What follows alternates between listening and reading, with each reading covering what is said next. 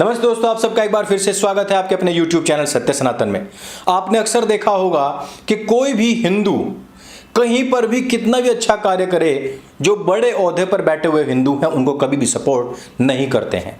लेकिन दुनिया का सबसे बड़ा आतंकवादी संगठन जिसके ऊपर पूरे अमेरिका को मिल करके कार्यवाही करनी पड़ी, पाकिस्तान में छिपे हुए ओसामा बिन लादेन को ढूंढ करके मारना पड़ा था, उसी आतंकवादी संगठन के सरगना जो कि पूरे विश्व की नाक में दम कर रखा है, जिस व्यक्ति ने कर्नाटक में अल्लाहू अकबर के नारे लगाने वाली, कहां पर, शिक्षण संस्थान में बुर्का पहन करके अल्लाहू अकबर के नारे लगाने वाली मुस्कान की वो बड़ाई करता है, अपनी बहन बताता है, 9 मिनट की वीडियो में उसके लिए एक गजल गाता है।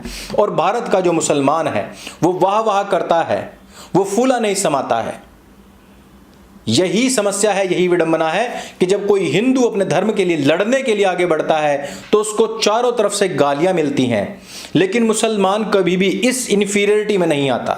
वो अपने इस्लाम के लिए सबके सामने लड़ने जाता है, उनकी बेइज्जती करता है, सुबह से लेकर के शाम तक 5 बार अजान करके सबकी आस्थाओं पर कुठाराघात करता है। और जब सबसे कुख्यात आतंकवादी संगठन का सरगना उसकी बड़ाई करता है तो उसको सिर माथे पर लेता है।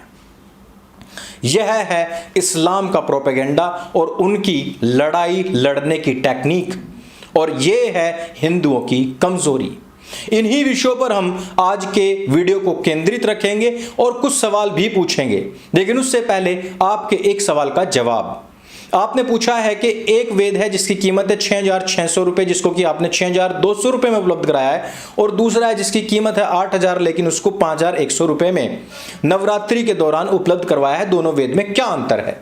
दोनों वेद में कोई भी अंतर नहीं है, केवल एक प्रकाशक हैं जो कि आपको भारतीय नववर्ष और अब कहिए कि नवरात्रि में हर घर वेद पहुंचाने की एक मुहिम में लगे हुए हैं, और उन्होंने यह सर्व उपलब्धता आप तक पहुंचाई है सनातन हाट के माध्यम से।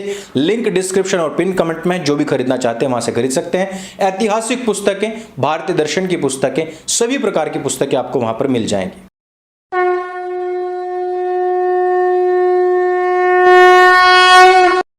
आज हम अजान की बात कर रहे हैं। अजान की बात से हम इस बात की शुरुआत करते हैं।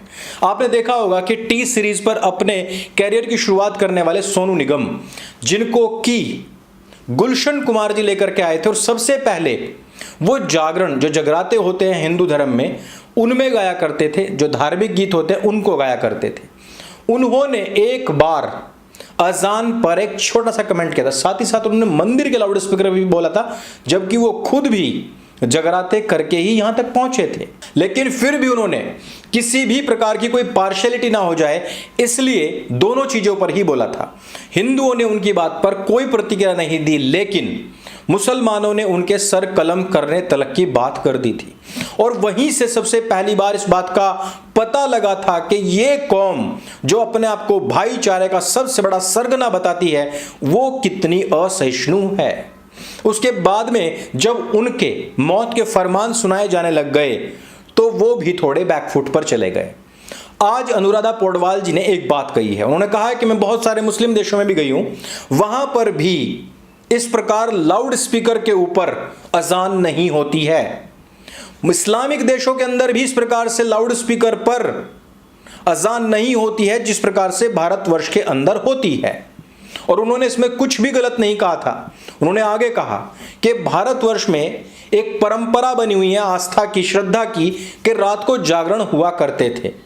फिर फरमान आया कि 10 बजे के बाद में कोई भी लाउड स्पीकर, कुछ भी ऐसा साउंड नहीं बजेगा, और सब हिंदुओं ने इस कानून को, इस नियम को सहृदय स्वीकार किया। उन्होंने कहा कि रात के 10 बजे के बाद में कोई लाउड स्पीकर नहीं होगा, कोई जागरण नहीं होगा, जबकि इससे लाखों लोगों का घर और पेट भी चलता था और करोड़ों लोगों की इससे अपनी आस्था भी जुड़ी हुई थी।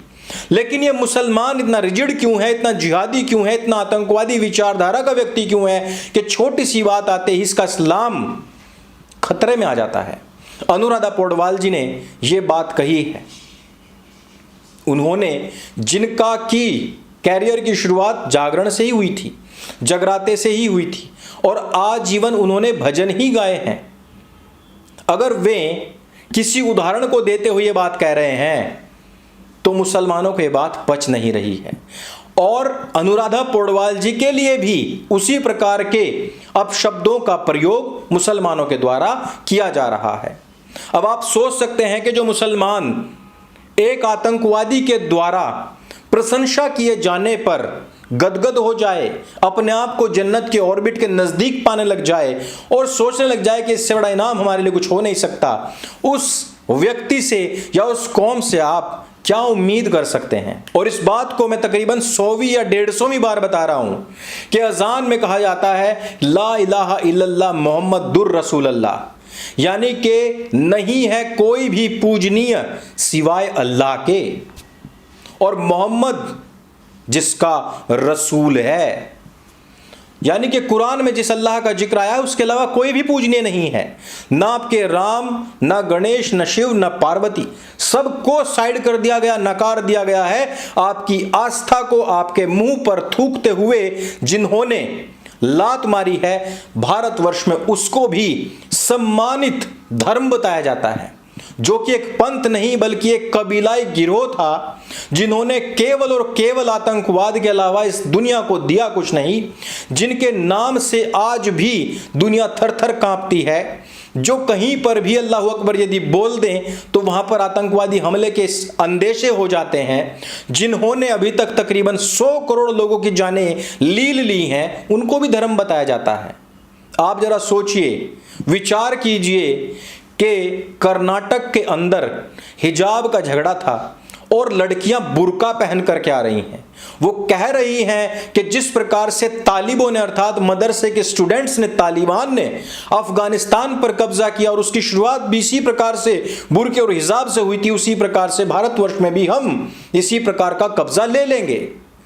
और अब विश्व के सबसे बड़े आतंकवादी संगठन के सरगना अल जवाहिरी ने उस लड़की की बड़ाई कर दी है, उसको अपनी बहन बताया है, और अब भारतीय मुसलमान उसी अल जवाहिरी की तशरीफ चाटने के लिए टिकट तलाश रहे हैं, लाइनों में लगने के लिए तैयार हैं। यह विचारधारा है मेरे भारतवर्ष के तथाकथित अल्पसंख्यकों की, ये उन लोगों की सोच है, ये उन लोगों का विचार है। जरा विचार कीजिए कि यदि ये कौम देशभक्त होती तो क्या कभी हमारे देश का बंटवारा होता? क्या कभी इस देश के अंदर 90% के लगभग आपराधिक जितने भी कांड हुए हैं उनमें संलिप्तता इन लोगों की होती? जितना भी हवाला हलाला का कारोबार है, क्या वो इन लोगों की नाक के नीचे होता? आतंकवादी संगठनों में स्लीपर सेल्स 100% किन लोगों के मिलते हैं? पाकिस्तान की गाने वाले और भारत की खाने वाले कितनी भी लिस्ट उठाइए, कौन लोग निकलेंगे? यहां उत्तर प्रदेश के अंदर योगी को गोली मारने की धमकी देने वाला जो शहजील इस्लाम नाम का व्यक्ति है, कौन है? कौन है वो लोग जो दुष्कर्म करके भाग जाते हैं, बाद में उनके घरों पर बुलडोजर चलता है, वो तख्तियां टांग करके वापस आते हैं, वो अलग बात है। बाद में जिसने गोली मारने की बात की थी उसके पेट्रोल पंप पर बुलडोजर बजा, अब माफी मांग रहा है, वो अलग बात है। बाद में वो व्यक्ति जो कहता था कि जाटों के अंदर हम भूस भर देंगे, आज उसकी जमीन पर बुलडोजर पहुंच गया, वो अलग बात है, क्योंकि वादा था कि 10 मार्च के बाद में गर्मी निकाल दी जाएगी, जून और जुलाई के महीने में भी शिमला बना दिया जाएगा, वो अलग बात है। लेकिन उन्होंने क्या अपनी तरफ से कोई कमी छोड़ी? क्या उन्होंने हिंदुओं के ऊपर पथराव करने में या उनके घरों में या उनके दुकानों में आग लगाने में कोई कमी छोड़ी? क्या उन्होंने आतंकवादी संगठनों को भारतवर्ष में शह देनी छोड़ी? आज भी राजस्थान में, गाजीपुर दिल्ली में, या फिर लक्ष्मी नगर के रमेश नगर में जो RDX मिलता है, उसके पीछे कौन लोग हैं सर्च करके देखिए, मिल जाएंगे। उन लोगों को सर्च कीजिए जो 93 में मुंबई बम ब्लास्ट में शामिल थे। उन लोगों के नाम सर्च कीजिए जिन्होंने अमर जवान ज्योति को तोड़ा था। उन लोगों को सर्च कीजिए जो लोग गोरखपुर में मंदिर के ऊपर हमला करने के लिए गए थे और उसके साथ ही अब देवबंद से तलक पकड़े जा रहे हैं। एटीएस सक्रिय हुई है। उन लोगों को खोजिए जो लगातार भारत को अनरेस्ट करने में लगे हुए हैं। उनमें कुछ आपको हिंदू नाम अगर मिल जाए हर्षमंदर जैसे, तो चिंतित मत होइएगा। वामपंथी हैं। वामपंथ इस्लाम का बड़ा कॉकटेल बना हुआ है, क्योंकि भारत को तोड़ना है, नेस्तनाबूद करना है, टुकड़े टुकड़े करना है। खालिस्तानियों का जो सपना है कि भारत को खंड खंड कर देंगे, उससे पहले पाकिस्तान का यही सपना है कि इसको तोड़ देंगे अलग अलग हिस्सों में। उस सपने को पूरा करने के लिए वामपंथी, इस्लामी, खालिस्तानी, पाकिस्तानी सब लोग लगे हुए हैं। लेकिन इसको अखंड बनाए रखने के लिए कुछ एक ताकतें हैं जिनको कि शीर्ष का कभी भी सपोर्ट नहीं मिलता है। वो एक कौम है कि जो आपको सिर्फ दिखाएगी हाथ उठाती बुर्के में एक महिला, नहीं दिखाएगी उस व्यक्ति को जो हाथ में दराती या हंसिया लेकर के पीएसी के ऊपर हमला कर रहा है। वो लोग दिखाएंगे कि हमने ह्यूमन चेन बनाकर के मंदिर को जलने से बचाया, पर नहीं दिखाएंगे कि किन लोगों से जलने से बचाया था, जलाने वाला कौन था। ये जो इनका तरीका है कि एक तरफ आग लगाओ और दूसरी तरफ का फेस दिखाओ, इससे बचने की आवश्यकता है। वो आतंकवादियों को भी प्रेज करते हैं और उनकी प्रशंसाओं को भी स्वीकार करते हैं। यहां पर अच्छे कार्य करने वालों तक किसे भी कन्नी काट ली जाती है तो गर्दन कटना निकट भविष्य में लाजमी हो जाता है।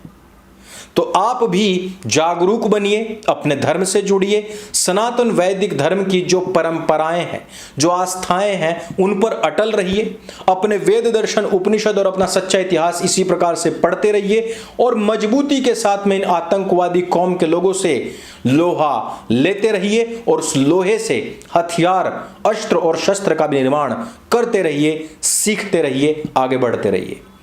यदि वीडियो आपको अच्छा लगे, जानकारी से भरपूर लगे, इसको सबके साथ में शेयर अवश्य करें। मेरे संग बोले सत्य सनातन वैदिक धर्म की जय। जय हिंद, वंदे मातरम।